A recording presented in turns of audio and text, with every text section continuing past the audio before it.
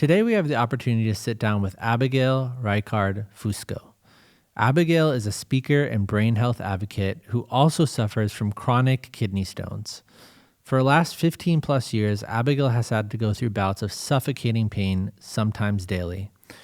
If you ever had just one kidney stone, then you know how painful this entire experience can be. For some, all they could do is just roll around on the floor, waiting for the stone to pass. Abigail has had to carry up to 100 stones in her body at once, so it feels almost unimaginable for that to be anyone's reality. The conversation we're about to have today is so important, in part because we struggle with how to deal with pain as a society. When we are in pain, hope seems to be elusive, and we don't really know how to cope in the midst of it.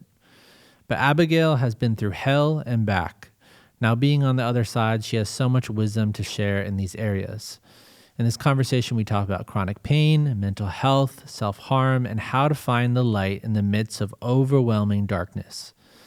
So lean in, because we believe this conversation has the ability to transform the way you relate to your own pain and give you a new perspective on life. Abigail, thank you for coming here to New York City. Of course. Yeah. I'm so excited to be here. Yeah. How was the flight here? Flight here was great. Yeah. Yeah, it's not too long at all. Yeah. So it was good. And so you've been to New York a bunch before, and so Yeah, and my husband and I actually got engaged here. Oh wow! So In New York? Special, yeah, in New York. Wow. So it's a special place to us. In any specific location? It's called the Cloister. Okay. Yes. Yeah, it's yes, part yes. of like the Met. Yeah. And yeah, it's like the neatest thing. It's it's like a cathedral. Yeah. Like inside of like a museum. Yeah. It's really cool. It's really beautiful. Yeah, I've been there before. But yeah, we're really excited to have you here today. I think the conversation around chronic pain is one that needs to be talked about like way more than it is. And what do you do in a situation where you're in pain and that pain isn't going away? Right. And what meaning does life have then? And how do you just move forward if life isn't exactly what you thought it would be? So you have a condition, obviously, that causes you to have chronic kidney stones. And obviously, people watching may have had one kidney stone in their life. It's probably one of the most painful experiences that they've had. But you have this chronically, like all the time. So tell me about that. Yeah, so I had my first one when I was in college. And then it just became an issue that got worse and worse and worse. And, I've had hundreds at one time before, and I go through kind of seasons with it. But it is one of the most painful things in the world. Like you said, if there's people that are listening that have had one, it's like this club that when you run into somebody that's had a kidney stone, you're like immediately like, you get it. Like, you know exactly what I'm talking about. It's a very intense pain.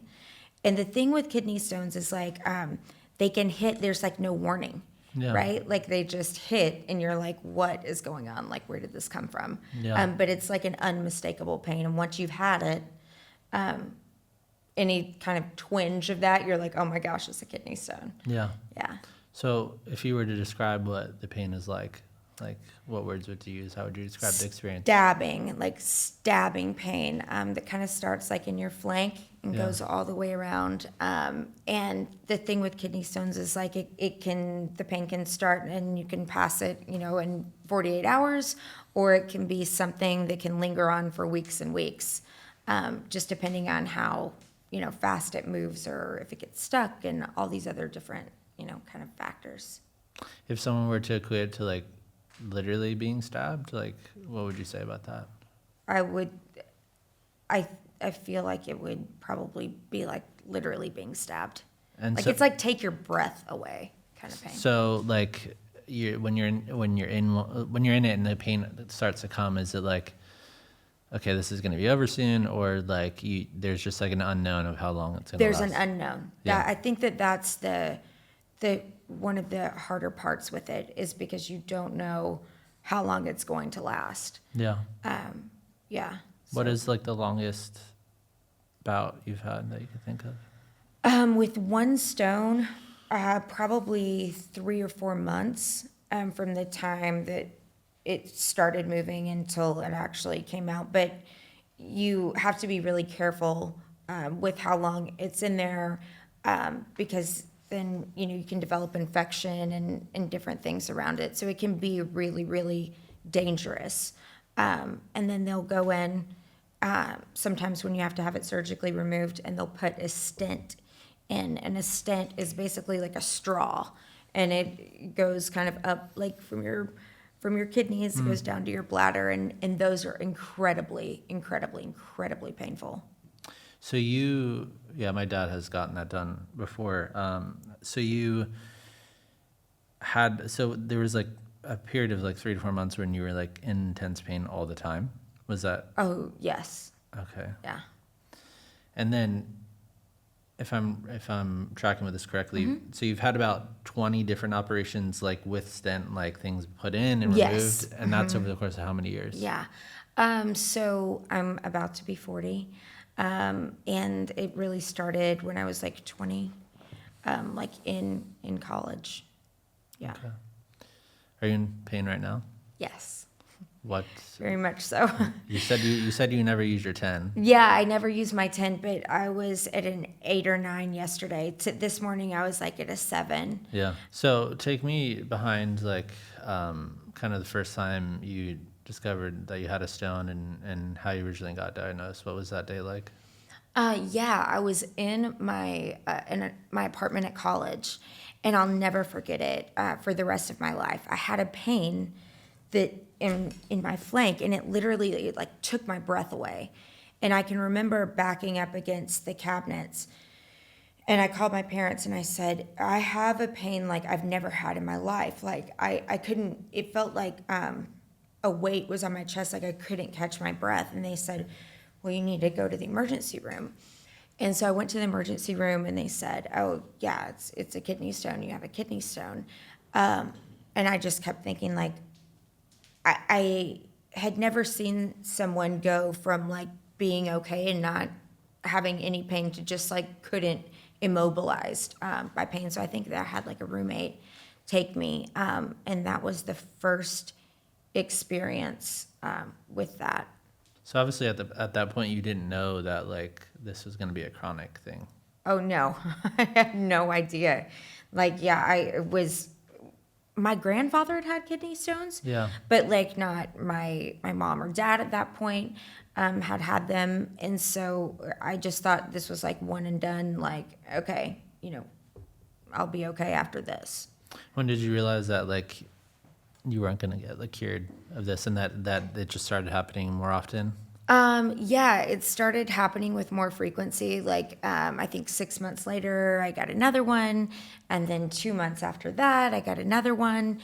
And, they started running tests, and there's different types of kidney stones that you can have, like uric acid or calcium oxalate stones. But I was making like all different types of stones. Was there a day that like a doctor told you like this isn't going to go away? Yeah. So I went to Mayo Clinic, and I actually spent probably 3 months collectively at Mayo Clinic. I started at the Mayo Clinic in Jacksonville, Florida, and then they transferred me to the Mayo Clinic in Rochester, New York, Rochester, Minnesota. And when they transferred my case to Minnesota, I realized like, okay, they've sent me to like this pain management program. And no one ever really sat me down and said like, this isn't going to get better. This is what, like this is the next step. But I kind of logically was like, I'm in this like 21-day program of how to manage chronic pain. And I'm like, is this going to be a chronic issue? But nobody's really told me because they don't want to scare me. Yeah. And so I really realized there, like, oh, wow, this is an issue that might be chronic. And then I came home from Rochester, and still continued to like seek help in different doctors and get different opinions. And I went to Emory University in Atlanta, and I was with one of the head like nephrology researchers. And he looked at my parents, because I have very supportive parents, and they were there with me. And he said, I said, so when is this going to be over? And he said, it's probably not. Like, this is going to be a lifelong condition that you have. And I don't think I've ever felt so hopeless. Like, I think that that was one of my darkest days, is when I've been to the best places in the world, like Mayo Clinic is world renowned. Yeah. And then to be at Emory and have one of the leading researchers, on this tell me it's not going to get better. What did you do that day when you went home? I'll never forget the drive from Emory back to our house. And I didn't really, there was a sadness that was in the car that day with my parents. We knew that we were grieving something like that I was, but collectively we were as a family too. And it just felt so heavy. And I can remember going home and going straight upstairs to my room and feeling like this is what it's going to feel like I'm just going to be alone. Again, I have my parents. I had a great support system in them. But yeah, that day, this is kind of one of the first times I've really reflected on that actual day. I think that day was the first day that I felt like I have to isolate, and that isolating would be the kindest thing that I could do for everybody that I loved. I didn't really share what I was going through with my friends. I have always just been really private, and so I didn't really share what I was going through, and so I just kind of shut down after that and really pulled back away from everybody. Why did you feel like you had to isolate? I felt like I was a grenade and like I was going to explode, like it wasn't going to get any better. And again, like that, I felt like it was a kind thing for me to do for everybody else, because I didn't want to hurt other people. I felt like if other people cared about me deeply, and if they saw me going through this, that it would be difficult for them. Yeah. Did you have like a moment of, so how old were you at that point? Let's see. There's so many numbers in math. I was probably 26. And so you got this news, and was it like something that happened immediately in the moment of like your whole life kind of flashed by your eyes of the things you can or can't do, or I'm going to be in pain for the rest of my life? Yeah, it was just a heaviness that I had never felt, because I am naturally sort of an optimistic person. And I kept thinking like, okay, we just haven't gotten the right doctors, or we just haven't gotten me the right, like, I'm just going to keep on, persevering and like keep on trying to find this cure, this answer. And when they were like, this isn't, it's not going to get better, because I don't think that I've mentioned, so I also have a bladder disease. So the first,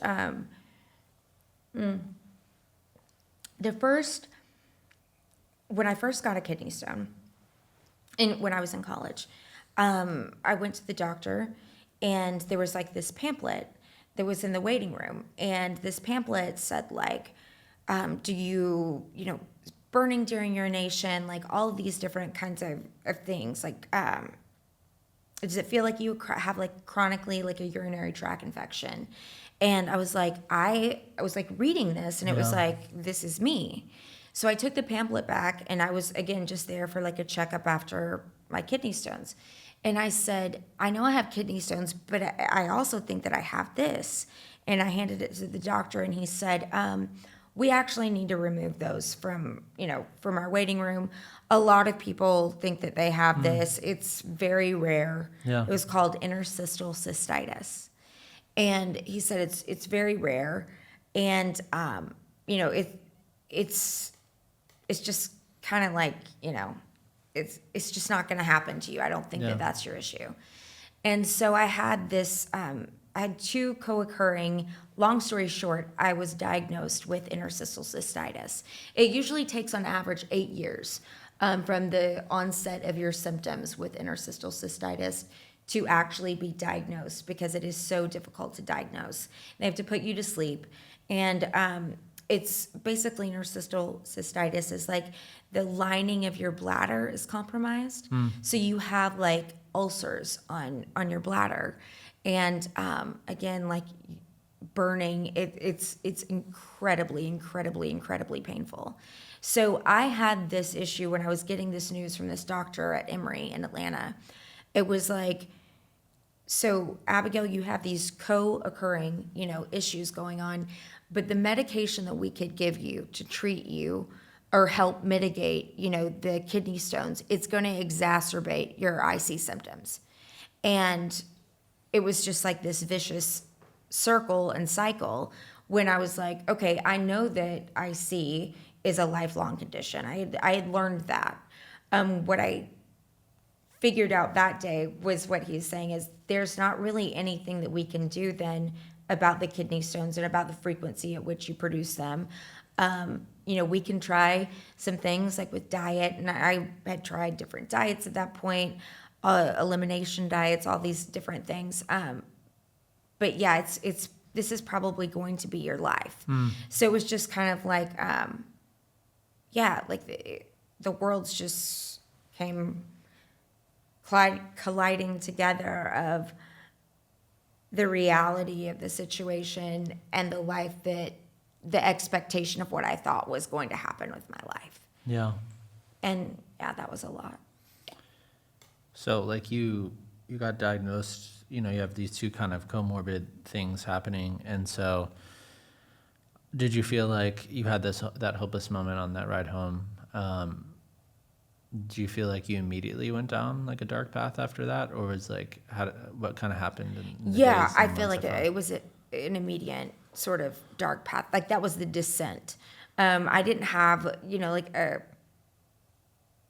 breakdown or anything at that point. This was just like, it was the beginning of that journey, just in the pit. Like, I'd imagine with like the intense pain, it's like, I feel like some people feel like this with mental health issues as well, which we're going to talk about. It's like, that's also comorbid, but like there's nothing you can do. You can't escape your body, right? Like you're present in your body. And so like something's happening in your body that you can't run away from. And it's just like, you don't have any choice in the matter. It's not like something you're doing to yourself. Right. So did you kind of like live in chronic fear of like the next moment, like this pain was going to come? Was it almost like running from the pain?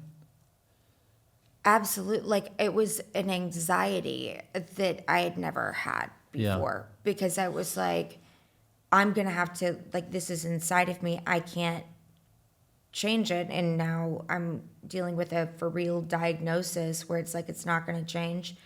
And I felt trapped. I felt like I was in prison. And I was like attached to this thing that I couldn't escape. I couldn't change the situation. I couldn't change the circumstance. It wasn't something it was like situational. This was like inside of me forever. Yeah. Are there like memories like of like, okay, this moment stuck out in time as just particularly like traumatic, of like an episode or something that you can reflect back on in your past? I had a kidney stone, and it had started blocking my ability to urinate. So I was in the beginning stages of renal failure. And I thought, like, I can't deal with this pain anymore. Like it was terrible. So they were keeping me overnight. And the infection was so bad that they had to go in and put stents, but they couldn't blast the stone because they had to get the infection under control, because if they had blasted the stone, it would have caused like you can go septic, and I mean, it's really like life threatening. But it was like then that I can remember just being in so much pain and like, wow, like this is something that, I thought this is just a normal stone. We went to the hospital, saw that it was much more serious than that.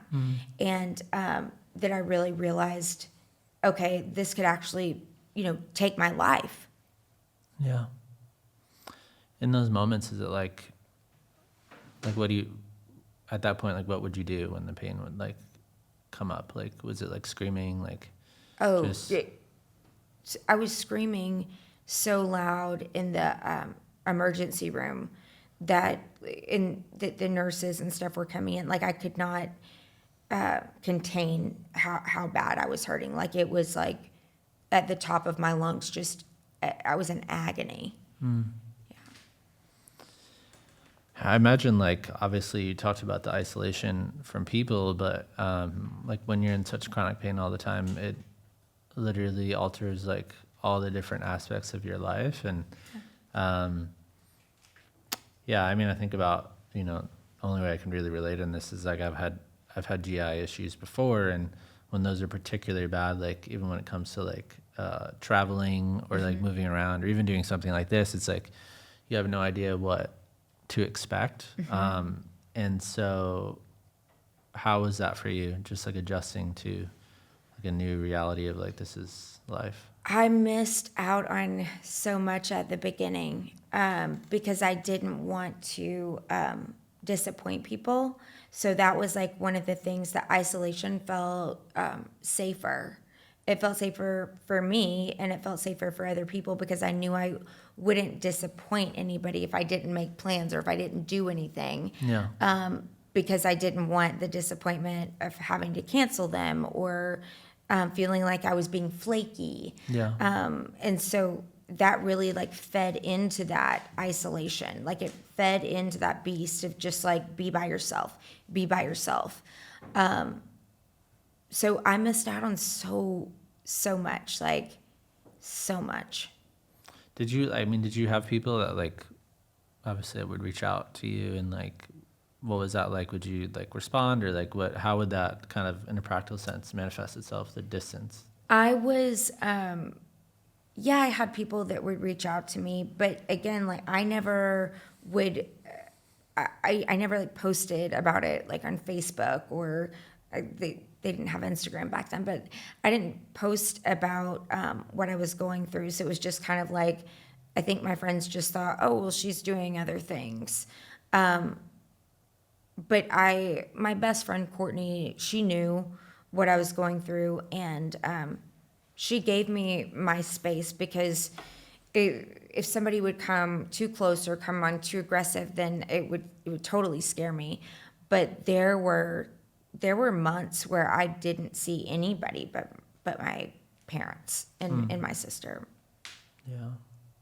And then when it came to like obviously dreams with romantic relationships and stuff like that, like did you feel like that was completely off the table, or you tried doing that? Or I tried to date a couple of people, but it was just too much. I think the vulnerability too of feeling like I'm not going to measure up, or I can't, like I didn't want to be the wet blanket, like I didn't want to somebody else to have to deal with that, or for I felt like it was a sacrifice I didn't want somebody else to make for me. And I mean, now my perspective is completely different on it. But then in that moment, it was like, I just wasn't really open to it. Did you feel like, if I get what you're saying that like you felt like maybe you came with this extra set of circumstances or baggage or whatever, and then like someone would have to be with that or marry into that, and that would be their life as well? Yes, absolutely. Because I think that when you have a medical issue, when you have chronic pain, it's not just me that suffers. It's the people around me that suffer and have to deal with it too. Like it doesn't happen in a vacuum. It affects everybody that you love. Yeah.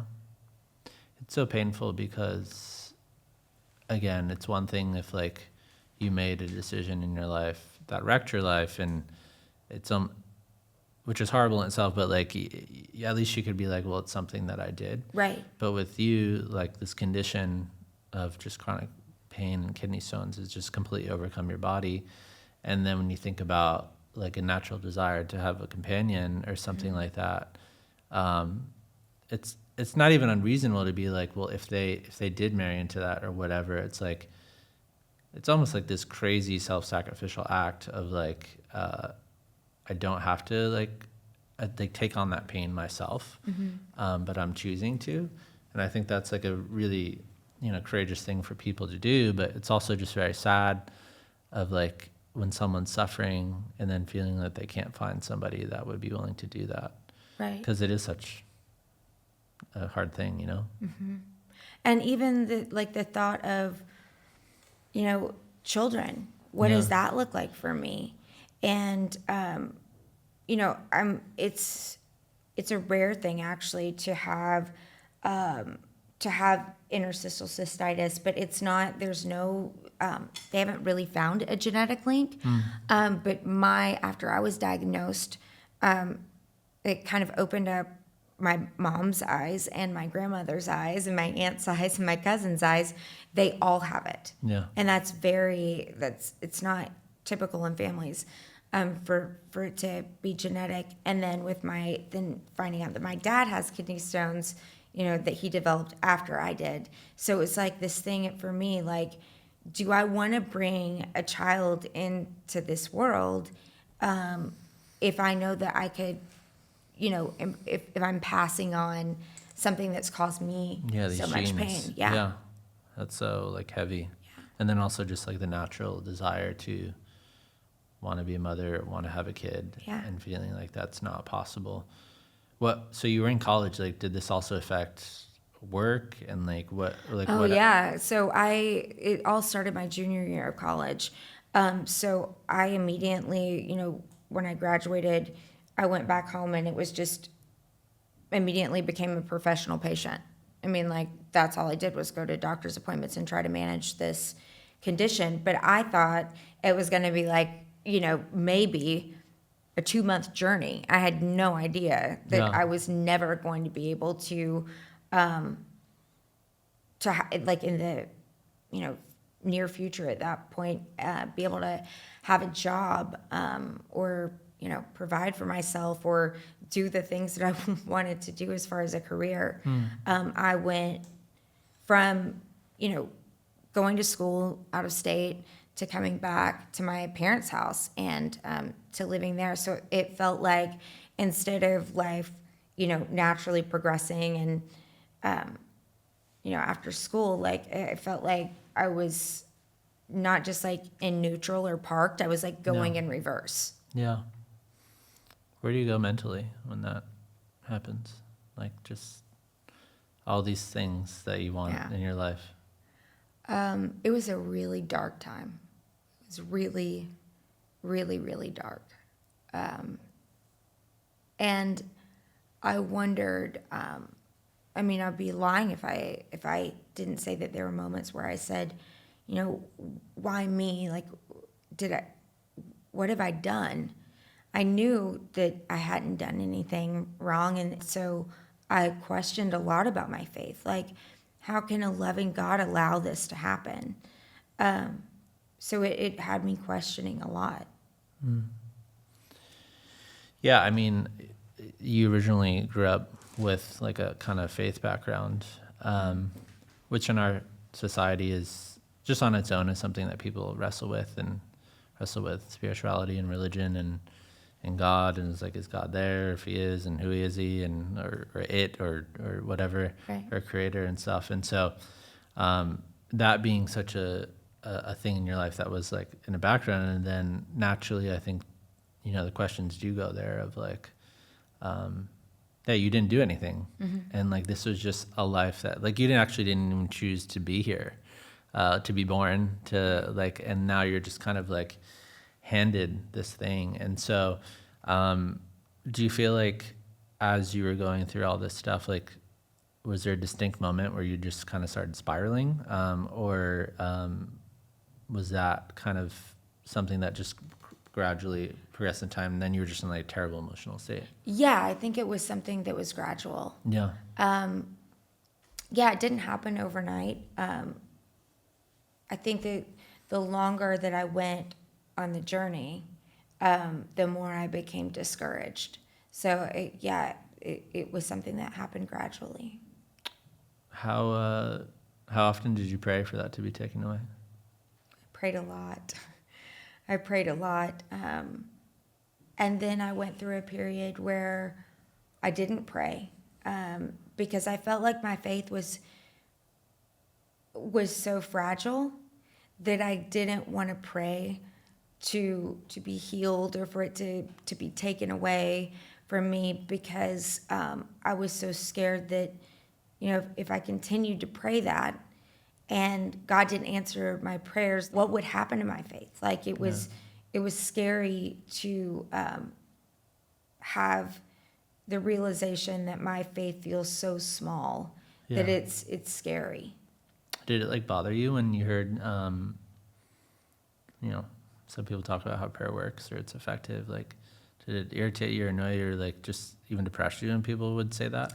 No, I don't think that it depressed me. And I think that the reason I felt that way is because I've seen prayer work. Yeah. I feel like sometimes it can be used in a way to not validate somebody's pain. Yeah. Like to say like, oh, well, I'll pray for you. Like you just need to pray about it. Yeah. But I think that there's a lot of genuine people and that really mean that they will come in agreement with you in praying. And that it's not to poo-poo something or to say like, this may seem like a spiritual problem or whatever. Yeah. Like people that were well-meaning, and I've seen the power of prayer. Like I've seen, I don't think prayer isn't changing God's mind. Prayer's changing us. Yeah. Right? Yeah. So I feel like, no, I didn't get mad at people for praying for me. I think sometimes it can be used in a patronizing way, though. Did you ever if you prayed for this however many times it didn't happen? Obviously, you talked about it's almost like there's a cost to hoping and then like being disappointed that nothing's happening. But then did you just even doubt whether God was there, that he was real, or you were just making this up or something? Yeah, I think that there were times I never doubted if he was real. I feel like I doubted where he was in my life or what place he had in my life. I doubted his ability to comfort. Yeah. If that makes sense. No, that doesn't make sense. Yeah. And so this all, so how are you like managing the pain at this point? Like did doctors just start like funding you painkillers? Like how did you just like manage or just live? I got to a really bad place. Some of them were well-meaning, doctors. I think others just gave me medication to sort of shut me up or to just say, this is your lot in life, and we'll just try to make you as comfortable as possible. And so I was on a fentanyl patch. I was taking morphine, Oxycontin, a whole list of drugs. All of them together? Yes. And so, like, did that kind of exacerbate the mental issues? Absolutely. I didn't see it at the time, though.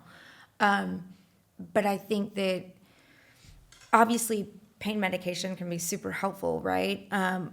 But when it's taken chronically, I feel like it numbs you to everything, like everything. And then it becomes like not just a physical situation, but you just want to numb yourself mentally, especially when you're dealing with this on an everyday basis. Like you're like, I don't want to feel like I want the physical pain to be gone, but I just don't even want to have to deal with this mentally. I Yeah. just want to check out. Yeah. And I think it became something that it put like blinders on me. Yeah. Like I couldn't see how bad it was. I couldn't even see how bad it was. I was blind, totally blind to it. And so what was the process like? So you eventually ended up in a mental hospital. Like, what were the circumstances that led up to that? And what year was that? That was 2000. Okay, I don't know the exact year. It was when I was 28, I think, 29. So like 10 years ago, yeah. Yeah, it was 10 years ago. Yeah. Because I just celebrated 10 years in October. I had truly a mental breakdown. Like I always, read about it, like mental breakdowns or nervous breakdowns, and I was like, what does that mean? But I was completely and totally detached from reality. Like I didn't even know my name when I finally got somewhere. It was. What do you mean you didn't know your name? I didn't even know my name. Like I was that detached from reality, and it was that was the worst night of my life. I can remember like I started like kind of hallucinating, I guess. I didn't know at the time, I wasn't in reality enough to know what was going on. But like in hindsight, I can look back and go like, oh, okay. So this was getting weird like in the couple days before that. But I didn't know, like, yeah, it's hard to explain. But I started having like some hallucinations, like auditory and like visual hallucinations. And then it just felt like this rush of adrenaline. And I was telling my dad, like, something's very wrong. And like, I don't feel like I'm myself. I don't feel in control of myself. And he was very patient with me and like it sat with me. And then he could see me. I can remember like feeling like I'm slipping away, like, and kind of not becoming not being myself anymore. And it was like, oh, okay, like I had checked out. Like I didn't know, I knew who my father was, I knew who my mother was, but I couldn't even really form sentences. Like it was a complete and total like nervous breakdown, like psychotic break. Do you feel like, you mentioned the painkillers, but how much of this do you feel like was your mind for so long, working so long to like cope with the pain, and that there just was no answer? And so what else do you do besides kind of, I don't know, disassociate, try to go to a different place in your mind? Do you think that was the main cause of it? I think it was like the perfect storm with both things, but I agree with you that it wasn't, I don't think it was just the medication. I think that it was the buildup of what emotionally and mentally it was doing to me to live in this prison that was my body. And at that time, when all this was going on, I was engaging in self-harm as well. Never with the intent to take my own life. But I was also engaging in self-harm during the lead up to the mental breakdown.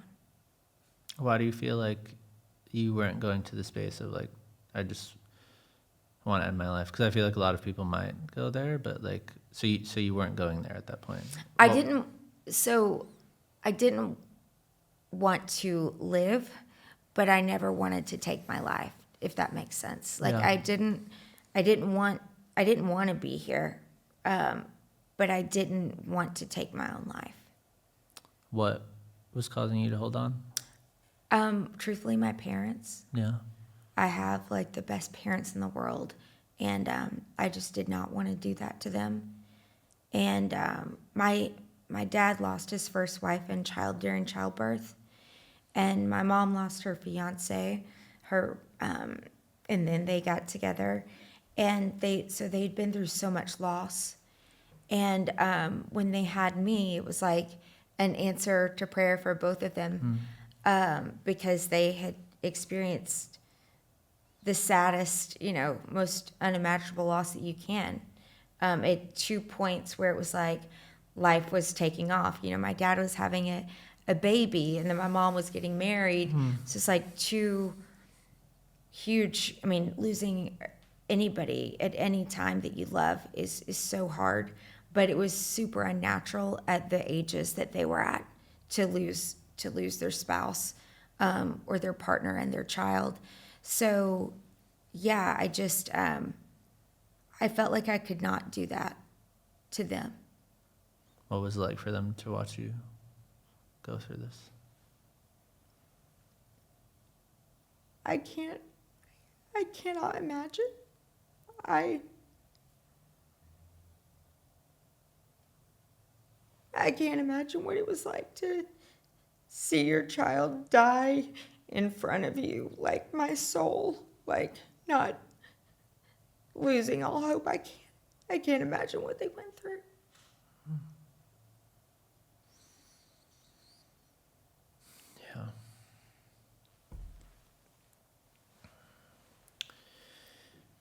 Yeah. The stuff around self-harm.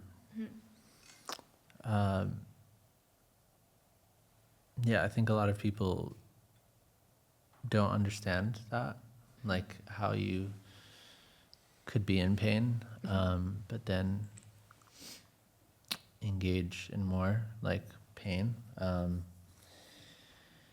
so why did you start doing that?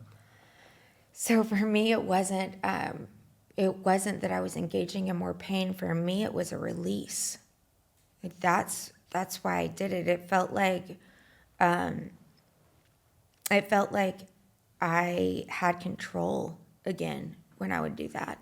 It felt like these other things were like a pain that I couldn't control. But I think that self-harm became something for me where I was like, this is a pain, like this is release, and I will control this pain. So it was a control issue. It wasn't like I was trying to, obviously I was hurting myself, but at the time had bought into this lie that it was a pain that I could control. And I was mad. I was angry at my body. Yeah. I was angry at myself. So it's like I was doing it to myself, but I also felt like I was letting out this, the pain that was inside of me. When was the first time you did that? The first time that I ever engaged in self-harm was, I was in college, the very first time. And it wasn't premeditated. It wasn't, I'd never thought about ever doing that. And I can remember it was after I had started getting kidney stones, and I just saw a pair of scissors, and I was frustrated with pain, and I just took the scissors and I went like that on my arm, and I was like, oh my God, that feels good. And it scared me. Because I'd never done anything like that. I'd never taken, drugs or anything like that. So it's the closest thing that I knew to like being high. It was like a sense of euphoria. And it was just all kind of like on a whim that I did it. And so you did it that first time. How long did it take before it became more habitual thing? I feel like that was the only time that happened in college. Yeah. Was that one time. And then it was probably about 4 years after that, after I graduated, before I ever even thought about doing it again. I didn't have, like, the feeling scared me, but it felt really good. It was scary good. And but I didn't have like a compulsion to do it again, like initially after. So when did that come back? Probably right around the time that I went to Mayo. Yeah. Yeah, to Mayo Clinic. Do you feel like you became, like that became an outlet or addicted to doing that? I don't think, well, yeah, I guess it would meet the criteria for addiction. But it wasn't something that I engaged in every day, but it was, a harmful behavior that I didn't want to stop. Like when I would feel like my emotions, or I would like take all I could take. Like I would get like, it was like if I were like a coffee cup, it was like, okay, things are rising to the top, and then it would just like explode. And that was like my outlet of like, before it exploded, that's what I used as kind of like a medicator. But it wasn't like an everyday, behavior, but it would be like when I had all I could do trying to like keep it together, because it was like I was holding balloons underwater, and it was like I was like managing my emotions, or like managing all these things, and it was like finally when I couldn't do it anymore, it'd be like that was the thing that I kind of went to. Do you remember like the first time your parents found out you were doing that? Yeah, I do. That was a hard night. My mom, it was so hard for both of my parents. But I can remember that both of them telling me, like, I can remember my dad got a washcloth and he put it around me to stop the bleeding. And he said, Abigail, this is not you. This is not you, sweetie. Like, we know that this is not you. We can't imagine what it's like to deal with the pain that you're dealing with, but this is not you. And they loved me through it. They did not judge me through that. That tension is so hard to hold in the moment of like, yeah, you see your daughter doing that, but then, I mean, everything you've just shared to this point, like there's just no easy answer. There's no easy way out. There's no like simplifying of just, oh, just do this or do that. Right. And to hold that tension of like, I just don't know. It's just like, it's just hard to live there because you want answers. You want some sort of hope. What do you feel like people most misunderstand about self-harm? That it's for attention, or that it's, I think that it's for attention, and that it's not a release. Like, I think people, at least for me, what I felt like was, I'm not doing this to harm myself. It was harming me, so it sounds weird when I say that, but I'm not doing this to try to like end my life. I'm doing this because I'm in so much pain. Like, I'm hurting. And so it's not like, it's not glamorous, or it's not like a thing that is trendy. I think that people have said that lately, like that, if you have like anxiety or depression, it's like become too trendy now. Yeah. And I'm like, that is so not what is happening in the mind of somebody that does that. At least it was not for me. We talked a little bit on the phone of the idea of like control and, the parallels of a rape victim and then the maybe sexual behavior that they would exhibit afterwards. And the through line there with the word control is like in the instance of self-harm, it's like this pain, the kidney stones and everything, it's happening to you, but the harm restores some agency. In the same way that a rape victim, it would be like they're going out and they're having some sort of sexual behavior. It's like they're now trying to control their own destiny. Yeah. Why do you feel like that matters so much internally?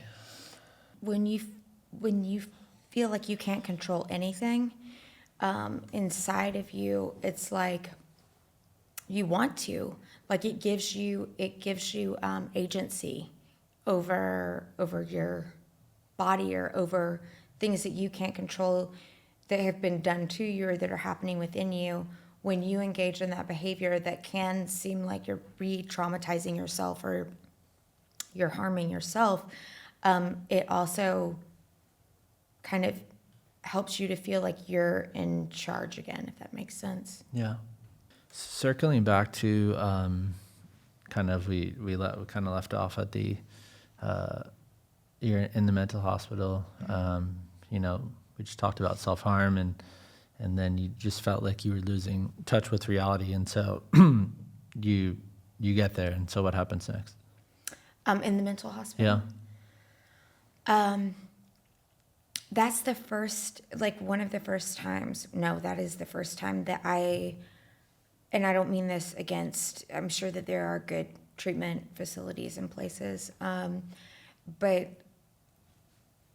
in that acute situation, I wasn't a human anymore is the way that I was treated.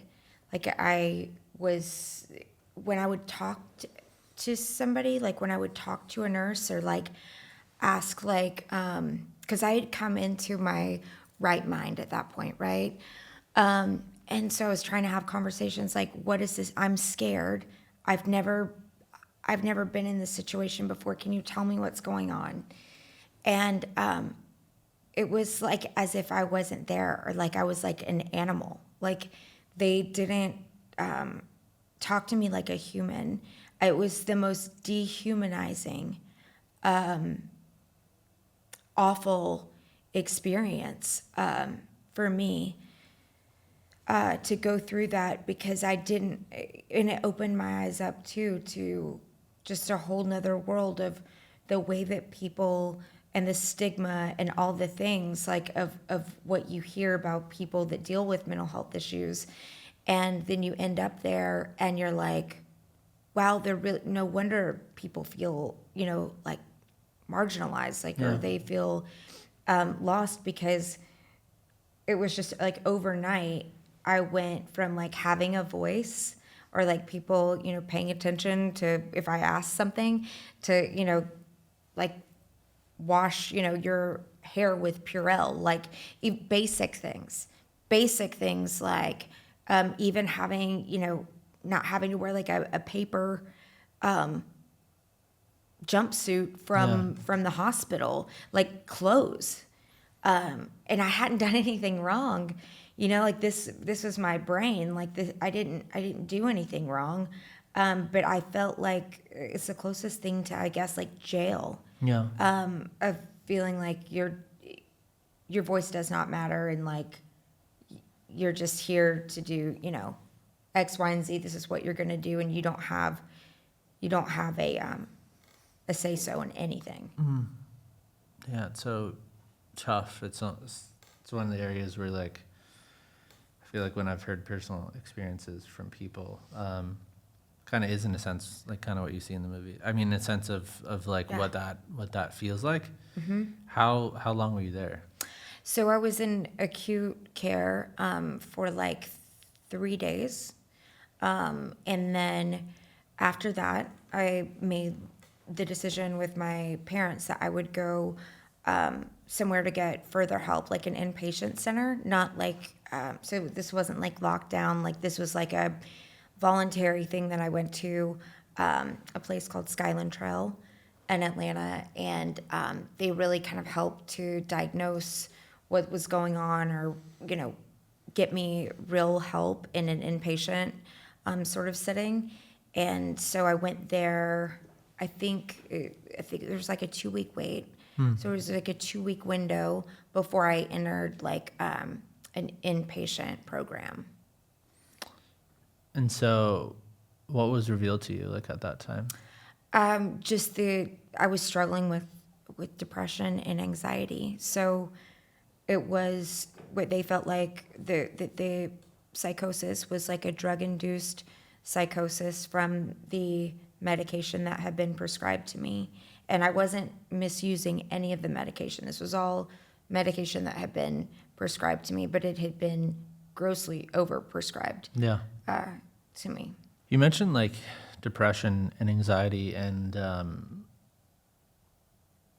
I think a lot of the questions about that in our culture, I mean, it's like a chicken or the egg type of thing. What started first? And so, just listening to your story, it feels like more straightforward in terms of like you weren't having these symptoms before the chronic kidney stones, and then the bladder disease and stuff like that. And so, how much of your ability to move forward had to do with reframing the way that you saw pain?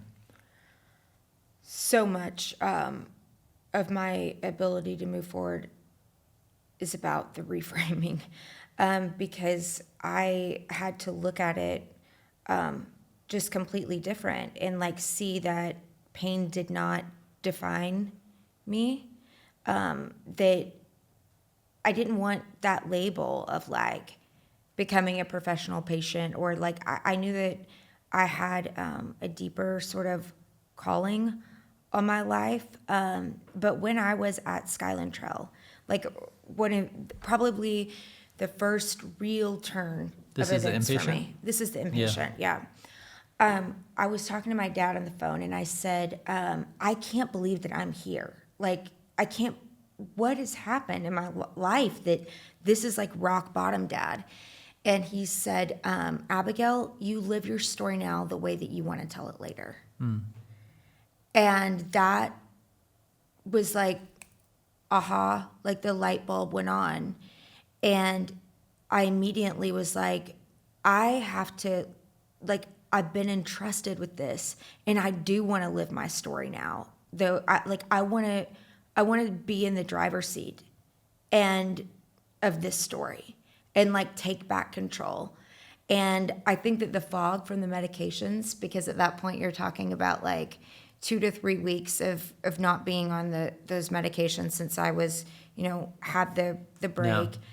And so you're talking about 3 weeks later, there was the fog was starting to lift, and I was starting to see like, oh my gosh, like things had really spiraled out of control. And I was like, I want to take my life back. When you say take your life back, like how much of that is like a full radical acceptance of your diagnosis?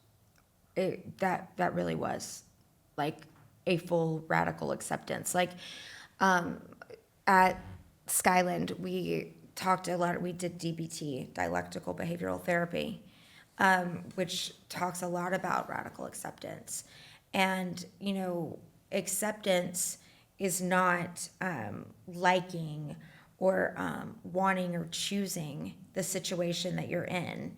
I think that acceptance is it's really active, and it's every day that you're choosing it. Like it's I have to continually choose it. Yeah, you radically accept it, but sometimes that acceptance happens every day, multiple times a day. And for me, that radical acceptance was just like huge in me taking back my own life. Obviously, you didn't have a choice in having these conditions to begin with, but do you feel like people have a choice in general of like what to do with it? Absolutely, yeah. I think that that you can choose what you want to do with your story, and it doesn't mean that it doesn't hurt. It doesn't mean that you like it, or that you're just rolling over and you're like, okay, well, I guess this is my plight. It's like there's so much power that you take back when you're like,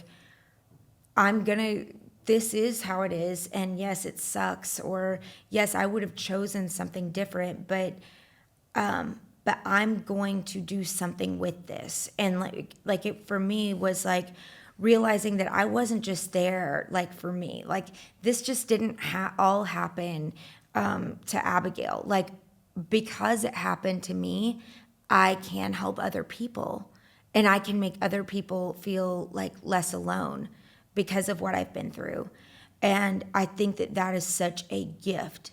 Like, that is such a gift to be able to hold space for somebody when we go through hard things, to know like I can do something with this. It does help you feel like you have a choice in the matter, and you aren't just passively going along with it. Yeah, I mean, there's no shortage of suffering in the world, and it's just interesting to kind of observe that cultural, I don't know, almost innate phenomenon within ourselves of like, if you've lost a parent or a child to cancer or something, like the empathy and the drive to help people that are in the similar situation is restored, and there's so much meaning and purpose that comes out of that, and then you have an empathy and for, like in your situation, for pain and other people that are in that same situation, that it would have literally been impossible to develop otherwise. I mean, I think I shared this with you over the phone, but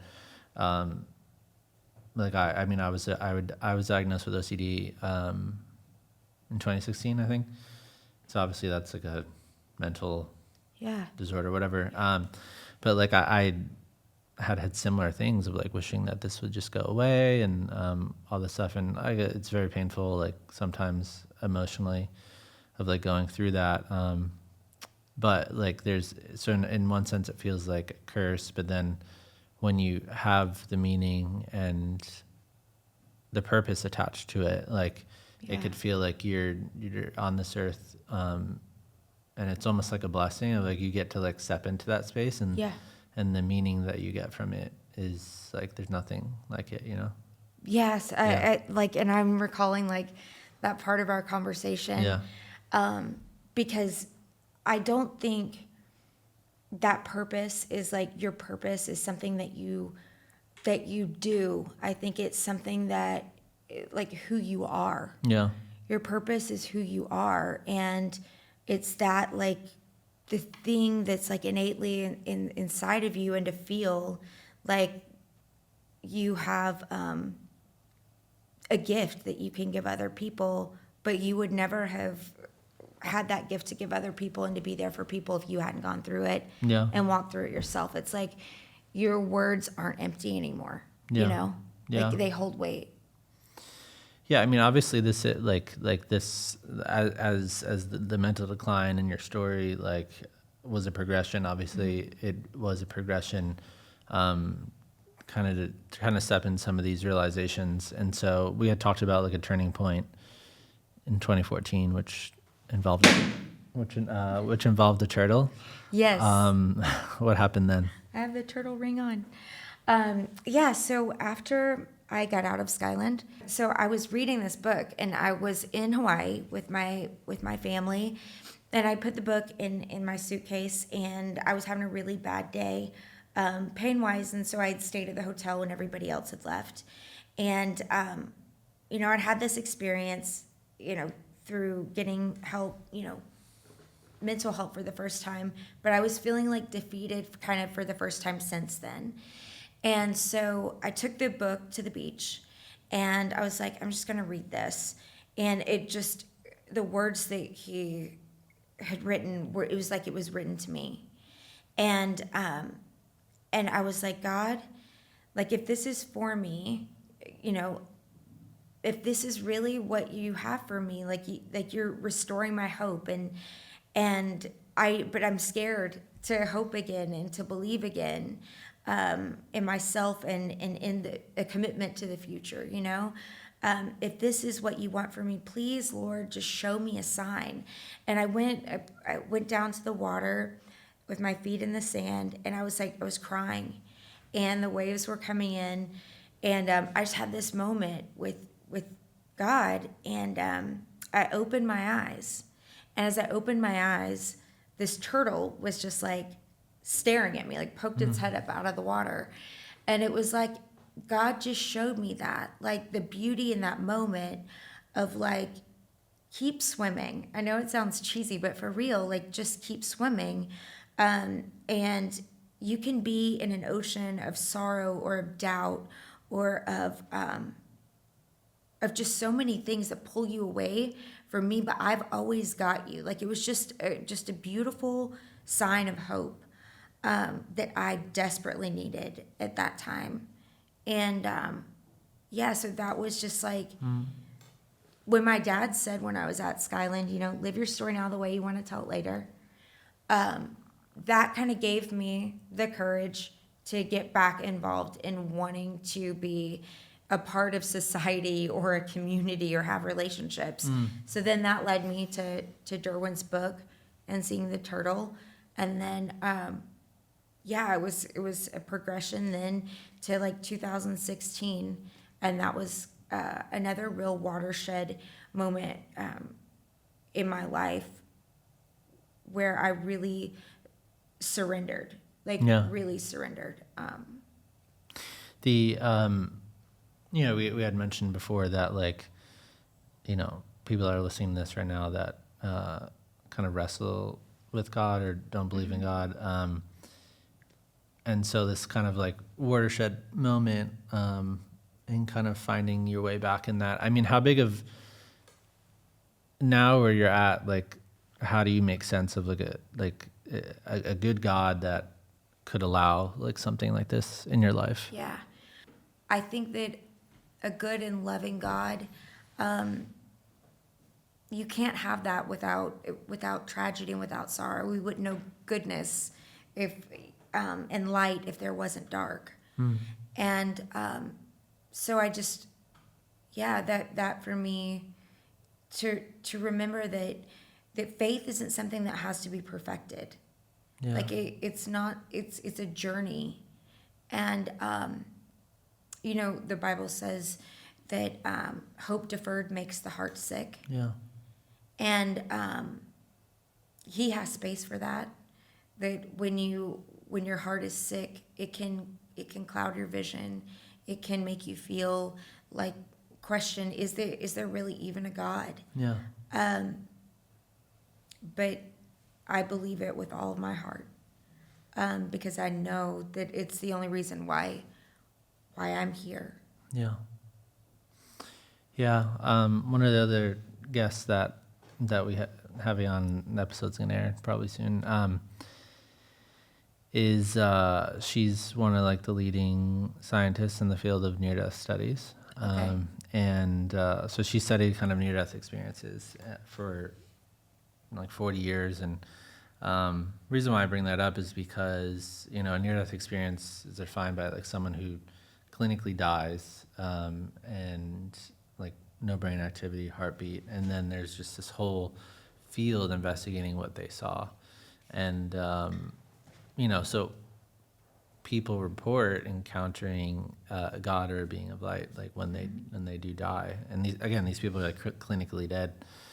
And a lot of people talk about it in the sense of like, one person explained it where it's like they're living life with like a little flashlight, Right. and all they can see, they're in a giant warehouse with a little flashlight. All they could see is like what's right in front of them. Right. But that when they had died, and then obviously they had these miraculous circumstances come back to life, it was like the entire warehouse like opened up, and they could see everything that is in the warehouse. And I think when it comes to suffering, it is like that in the sense of like, there's no really easy answers of like how we could exist in this world and suffer like this, and like try to have the most articulate and intellectual answer when it comes to it. And there are philosophical answers when it comes to these questions, but sometimes there's a reality of you just have to sit in it and be like, I don't know, and recognize that we are living in a warehouse with a flashlight, and we can only see what's right in front of us, and we won't know the full story right now. Yeah. And I think what we can take out of it is the meaning and the purpose and the pain and the beauty in that.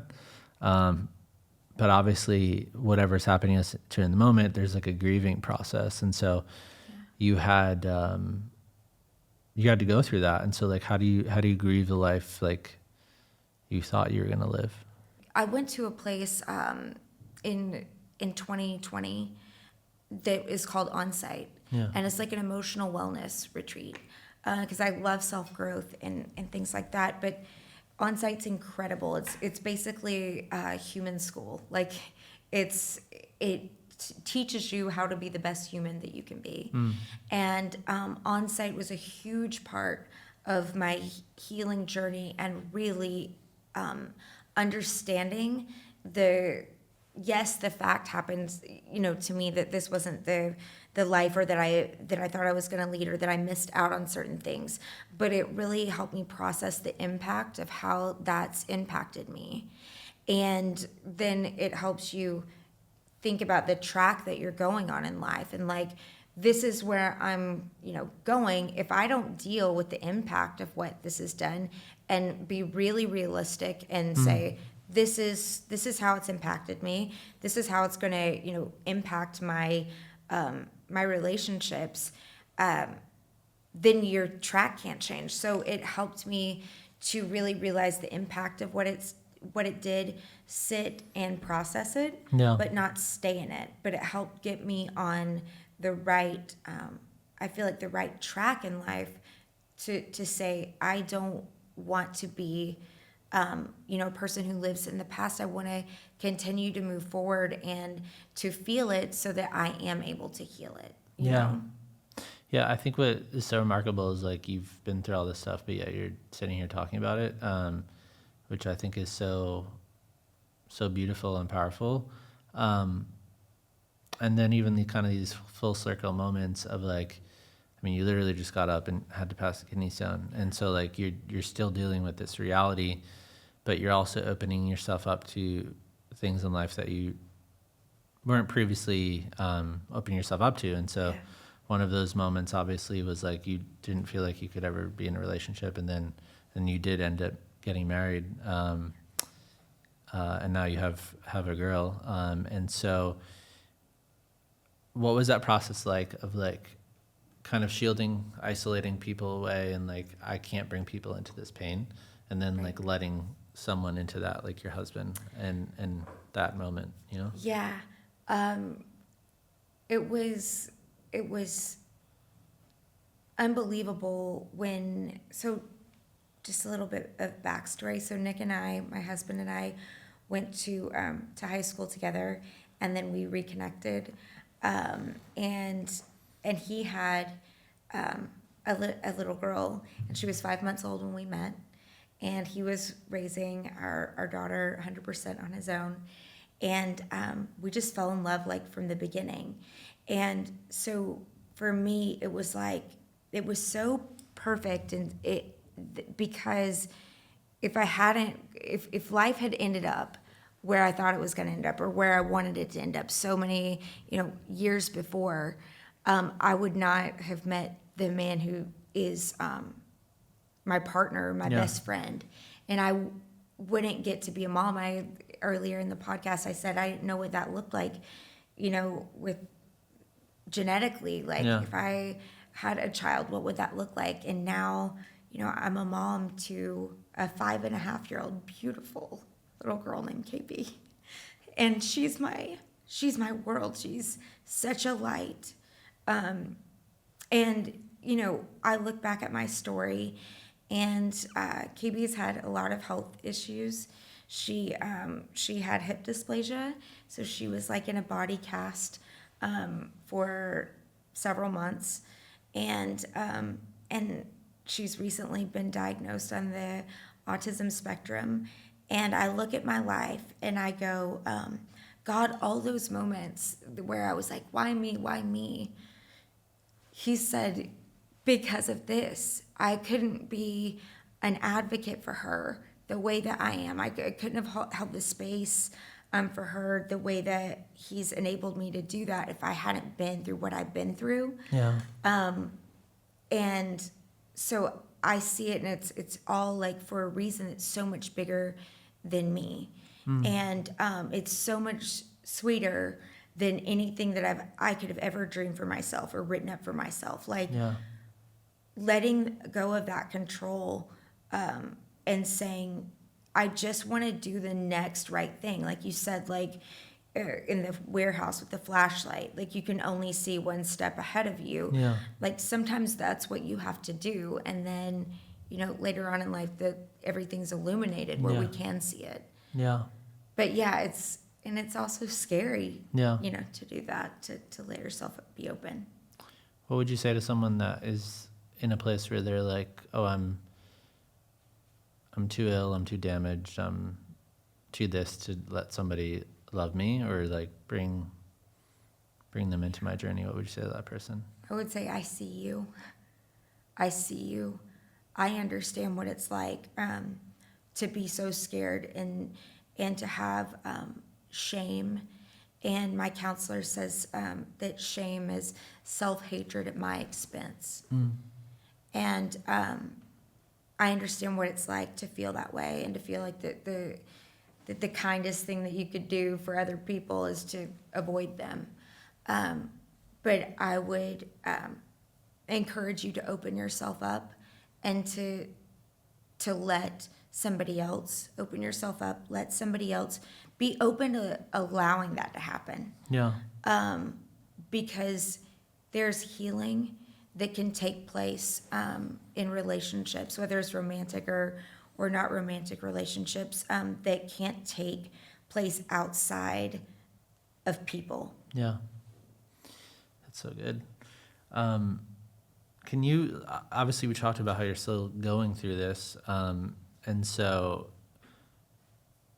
can you like recount recent episodes? Maybe, I mean, you said yesterday you were 8, 9 pain, like, Yeah. like how do you deal with them now versus how you dealt with them earlier in your life?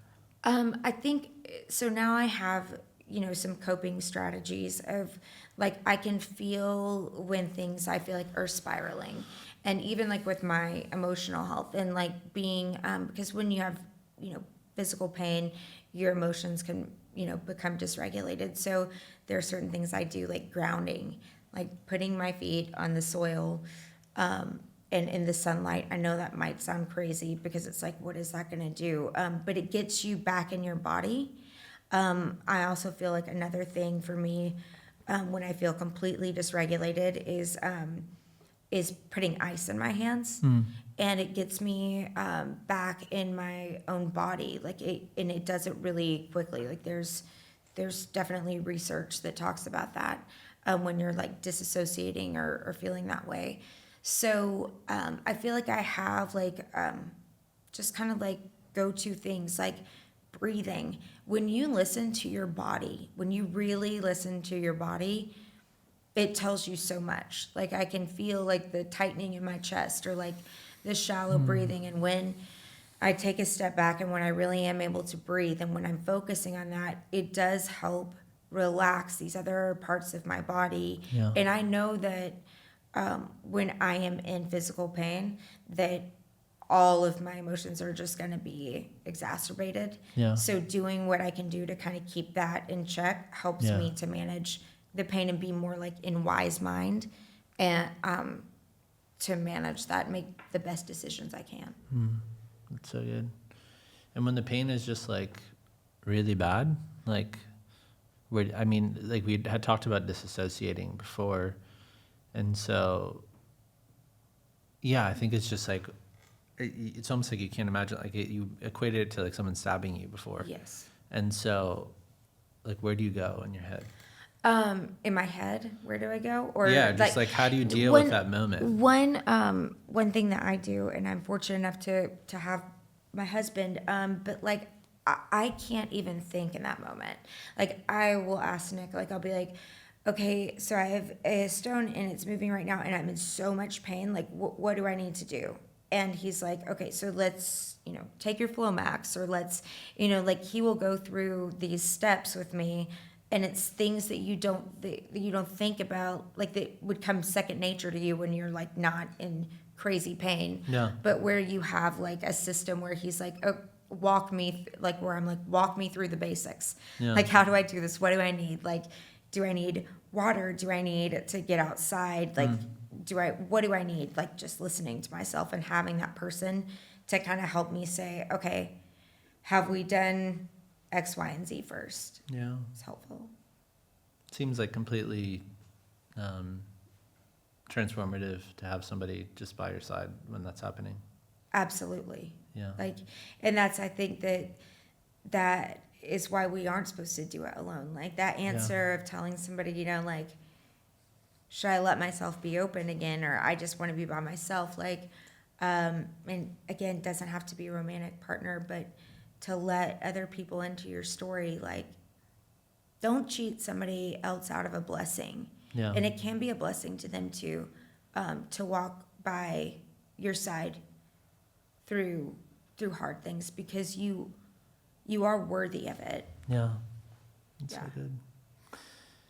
Yeah, I mean, we've kind of alluded to this idea of like our life kind of being a test, quote unquote. But like, how do you feel like your pain has helped you develop kind of like resilience and character? Like, how has it like formed you in a deeper way? Wow, that's a really good question. I feel like it's helped form resiliency for me, or help me see that I'm resilient, because I feel like you can't take other people further than where you've gone yourself. Yeah. And like when I sit back and I look at, you know, photos from the past, I'm like, wow, like I couldn't have done it like without. I'm not so proud of I'm proud of where I am now, but if I hadn't had that thing happen to me back there, the person that I am now, I'm proud of, but all of this crap in the back is how I became that person. Yeah. So it's like, it's not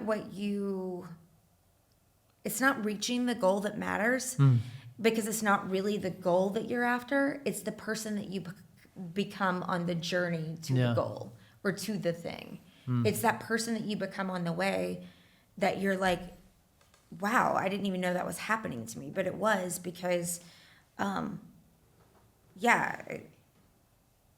becoming that person. Yeah, I mean, what do you feel like, you allude to this, but what do you feel like you have now that you wouldn't have had if it was for that pain? The empathy piece. I feel like to see people, to love people, and to know people, and to have just a calling on my life that I want to walk with people that are going through tough things. And it doesn't even have to be chronic pain, but just life's disappointments and trauma, and to become like, you know, a mental health coach, and to speak and talk about resiliency, and what does that look like, and what does it look like to become more emotionally intelligent, and to help people truly live your story now the way that you want to tell it later. Yeah. Because it's so important. And like once people realize that, number one, that they're worthy of having a story that's worthy of being told. Yeah. That's like the beginning of everything. Yeah. And that you are here for a reason. You're listening to this. If you're listening to this podcast, I think that you're listening to it for a reason. Yeah. And it might not be for you. It may be for somebody else that needs to hear it.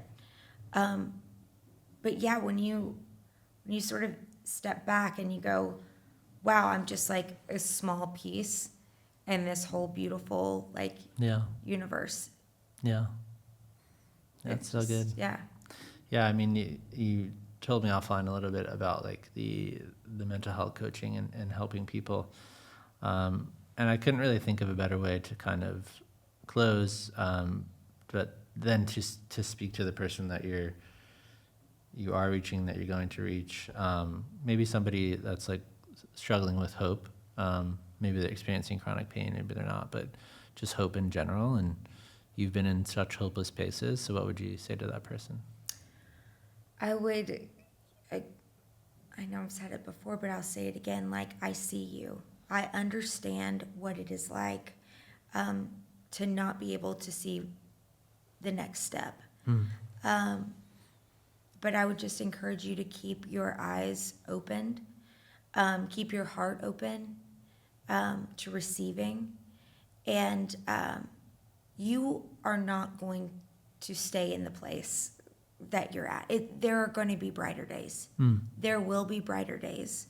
And that, hope is a commitment to the future. Yeah. And sometimes that future can look like tomorrow. Sometimes it can look like the next hour. But if somebody is listening to this and they want hope, just get to the next minute. Yeah. Just get to the next minute on the clock. And you're here for a reason, and believe that. And, live your story now the way you want to tell it later. Yeah, that's so good. Well, thank you for coming on today and sharing Thank this. you. So beautiful. So much hope. So, yeah, thank you. Thank you. What Yeah. you guys are doing is amazing. Yeah. And just thank you for the way that you see people. Because, being on the other side of this and looking at you interviewing me, you're really walking in my story with me. So Yeah. thank you for doing that Yeah. with me today. Of course. It's an honor.